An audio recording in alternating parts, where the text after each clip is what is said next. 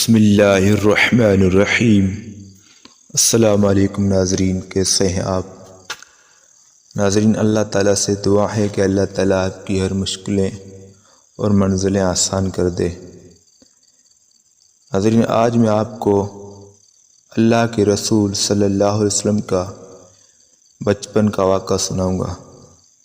تو ویڈیو شروع کرنے سے پہلے میرے آپ سے گزارش ہے کہ آپ نے ابھی تک ہمارا چینل سبسکرائب نہیں کیا ہے تو سبسکرائب کیجئے اور بیل آئیکن کی گھنٹی کو دبا دیجئے تاکہ نئے آنے والی ویڈیو آپ کو ملتی رہے۔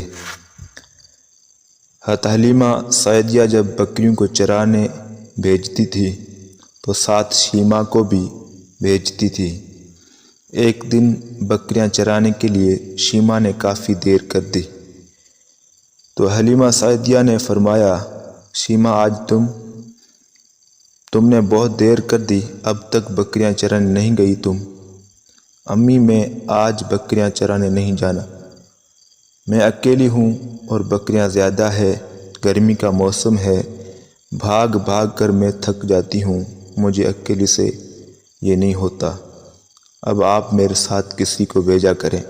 شیمہ نے فرمایا، بیٹی گھر میں تو اور کوئی بھی نہیں ہے جس کو آپ کے ساتھ بھیج سکوں، اکیلے ہی جانا پڑے گا۔ حلیمہ سعدیہ نے فرمایا، لیکن شیمہ مان نہیں رہی تھی کہ وہ اکیلی اب کیسے صورت میں نہیں جائے گی۔ آخر اس نے کہا، امی جان، میں ایک شرط پر جاؤں گی، اگر آپ میرے ساتھ میرے چھوٹے بھائی محمد صلی اللہ علیہ وسلم کو بھیج دے تو میں بکریاں چرانے چلے جاؤں گی، ورنہ کسی صورت میں نہیں جانا۔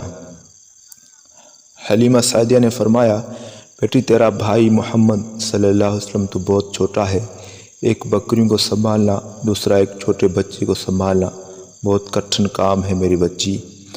امی، میں اکیلی جاؤں گی تو بکریاں بالکل نہیں سنبھال پاؤں گی، اور اگر میرا چھوٹا بھائی محمد صلی اللہ علیہ وسلم میرے ساتھ ہوگا تو بکریوں کو سنبھالنے کی ضرورت ہی محسوس نہیں ہوتی۔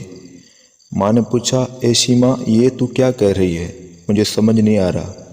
شیمہ نے کہا، امی جان، ایک دفعہ پہلے میں نے اپنے بھائی کو ساتھ لے کر گئی تھی بکریاں چرانے کے لیے، میں نے دیکھا کہ بکریاں جلدی جلدی چر کر گھاس کھانے لگی، پھر جس جگہ میں اور محمد صلی اللہ علیہ وسلم بیٹھے ہوئے تھے، بھائی میرے گود میں تھا، تو تمام بکریاں وہاں جمع ہو گئی اور تمام بکریاں محمد صلی اللہ علیہ وسلم کے نزدیک ہو کر اس کا چہرہ دیکھنے لگی۔ سبحان اللہ۔ تو ویڈیو پسند ہے، ویڈیو کو لائک کرو، شیئر کرو۔ اللہ حافظ۔